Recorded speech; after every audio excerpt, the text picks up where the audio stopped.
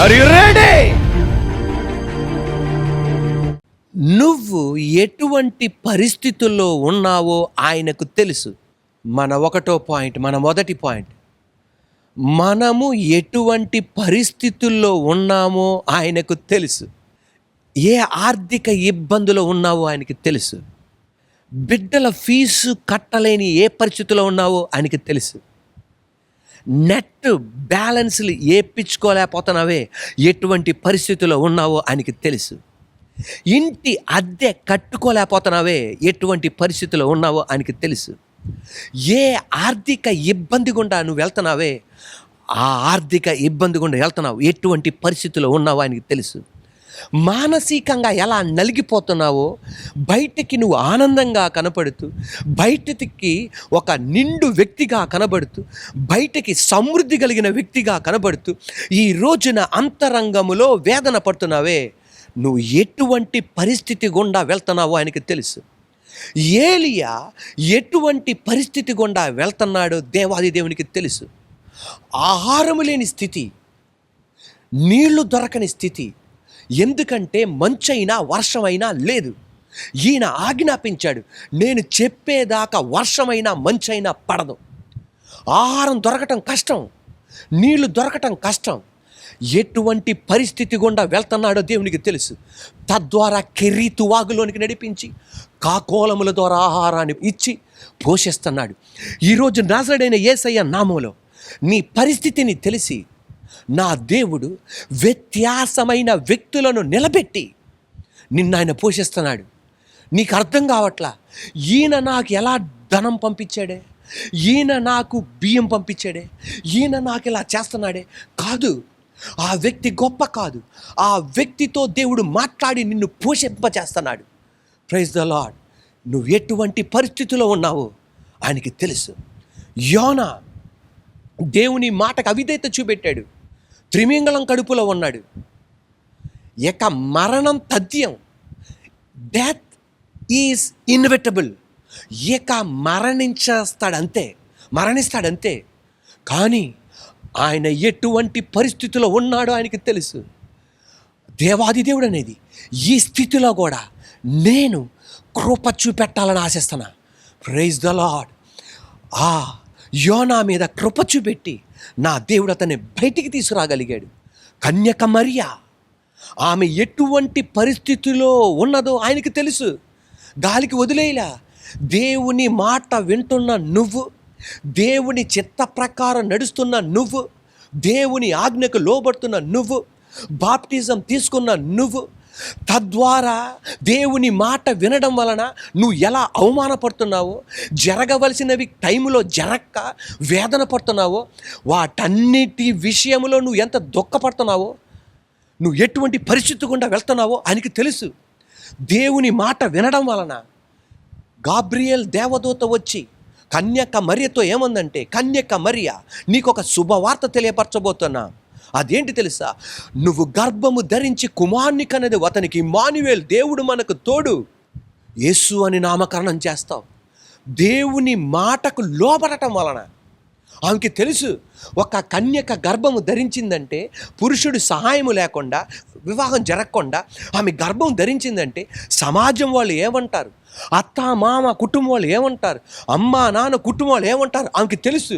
అయినా ఇది యెషయా గ్రంథములో ఉన్న ప్రవచన వాక్కు ఈమె జీవితంలో జరగబోతుంది. దేవుని మాటకు లోబడింది, తద్వారా జరిగే నష్టం తెలుసు. హల్లెలూయా. తద్వారా జరిగే అవమానం తెలుసు, తద్వారా జరిగే వేదన తెలుసు, ప్రజలు ఈమెని అపార్థం చేసుకుంటారని తెలుసు. అయినప్పటికీ దేవుని మాటకు లోబడింది. గాలికి వదిలేసేలా నా దేవుడు. కన్యక గనక ఆ కాలములో గర్భము ధరిస్తే, ఇప్పుడు అబార్షన్ సెంటర్స్ ఉన్నాయి, హాస్పిటల్ ఉన్నాయి, ఎన్నెన్నో అవకాశాలు ఉన్నాయి. కానీ అప్పుడు అలా కాదు. గ్రామ మధ్యకి తీసుకొచ్చి, రచ్చబండ దగ్గర తీసుకొచ్చి రాళ్లతో కొట్టి చంపుతారు. అది ఆమె పరిస్థితి. కానీ ఆమె ఎటువంటి పరిస్థితి గుండా వెళ్తుందో దేవునికి తెలుసు. గాలికి వదిలేసేలా సృష్టికర్త జోక్యం చేసుకొని ఎవరితో మాట్లాడాలో వాళ్ళతో మాట్లాడి, భర్తతో మాట్లాడవలసిన విధంగా భర్తతో మాట్లాడి, అధికారులతో మాట్లాడవలసిన విధంగా అధికారులతో మాట్లాడి, ఒక్క రాయి దెబ్బ తగలకుండా నా దేవుడు కాపాడాడు. వేదన పడింది కొన్ని రోజులే, కానీ ఈ రోజుకి కూడా యేసయ్య పేరు ఎక్కడ తలిస్తే అక్కడ కింద ఈ మరియమ్మ పేరు జ్ఞాపకం చేసుకునేటి నా దేవుడు హెచ్చించాడు. యోసేపును జ్ఞాపకం చేసుకునేటి నా దేవుడు హెచ్చించాడు. ఈరోజు నజరేయుడైన యేసయ్య నామములో ఎటువంటి పరిస్థితి గుండా వెళ్తున్నావో ఆయనకి తెలుసు. ఈ రోజున అటువంటి పరిస్థితి గుండా వెళ్తున్న నీతో దేవాది దేవుడు నీతో చెప్పేది, నేను నిన్ను విడువను, నేను నిన్ను ఎడబాయను, నా కృప నీ మీద ఉంటుంది. హల్లెలూయా. నా దయ నీ మీద ఉంటుంది. భయపడకు, జడియకు, నా కార్యం నువ్వు చూస్తావు. Praise the lord. ఒక భక్తుడు ఇలాగ అంటున్నాడు, నాకిక ఆశలు లేవయ్యా. ఎందుకంటే నా జీవితంలో ఇలాంటి పొరపాట్లు జరిగినాయి, నా ప్రజల్లో ఇలాంటివి జరిగినాయి, నా కుటుంబములో ఇలాంటివి జరిగినాయి. ఇక నేను పైకొస్తానని నాకిక ఆశలు లేవయ్యా. కానీ ఇది జ్ఞాపకం చేసుకొనగా, ఏది జ్ఞాపకం చేసుకొనగా, నేను ఒకటి జ్ఞాపకం చేసుకొనగా నాకు ఆశలు పుట్టినాయి అయ్యా. ఏది జ్ఞాపకం చేసుకొనగా, యెహోవా కృపగలవాడు, యెహోవా వాత్సల్యం గలవాడు, యెహోవా వాత్సల్యత ప్రతి దినము నూతనమైనవి. అది జ్ఞాపకం చేసుకొనగానే నాకు ఆశ పుట్టుచుందయ్యా. ఇర్మియా భక్తుడు అంటున్నాడు, నాకిక ఆశలు లేవయ్యా, నా ప్రజలు మారతారని, నా దేశం మారుతుందని నాకిక ఆశలు లేవు. అలా ఆశలు లేకుండా ఉన్నప్పుడు నేను ఒకటి జ్ఞాపకం చేసుకున్నా. అది జ్ఞాపకం చేసుకోగానే నా ఆశలు మళ్ళా చిగురించినాయి అయ్యా. నా ఆశలు నాకు పుట్టినవయ్యా. మృతం చెందిన ఆశలు చిగురించినాయి అయ్యా. ఇర్మియా, ఏంటిది నువ్వు జ్ఞాపకం చేసుకుంది? ఏం జ్ఞాపకం చేసుకున్నాను తెలుసా? యెహోవా కృపగలవాడు, యెహోవా వాత్సల్యం గలవాడు, యెహోవా వాత్సల్యత ప్రతి దినము నూతనమైనవి.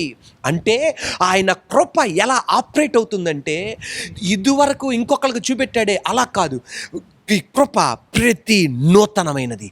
New new new. విలాపవాక్యాలు 3వ అధ్యాయం 18, 19, 20, 21, 22, 23, 24, 25 వాక్యాలు. నాకు బలము ఉడిగెను అనుకొంటిని, యెహోవా యందు నాకిక ఆశలు లేవనుకొంటిని. నా శ్రమను, నా దురవస్థను, నేను త్రాగిన మాచిపత్రిని, చేదును జ్ఞాపకము చేసుకొనుము. ఎడతెగక నా ఆత్మ వాటిని జ్ఞాపకము చేసుకొని నాలో కృంగి ఉన్నది. అది నీకింకను జ్ఞాపకమున్నది కదా. నేను దీన్ని జ్ఞాపకం చేసుకొనగా, నేను దీన్ని జ్ఞాపకము చేసుకొనగా అంటే ఇదివరకు వేరే విధంగా నేను జ్ఞాపకం చేసుకున్నా. నేను వేరే విధంగా జ్ఞాపకం చేసుకుంటే నాకు ఇక ఆశలు లేవనుకున్నా.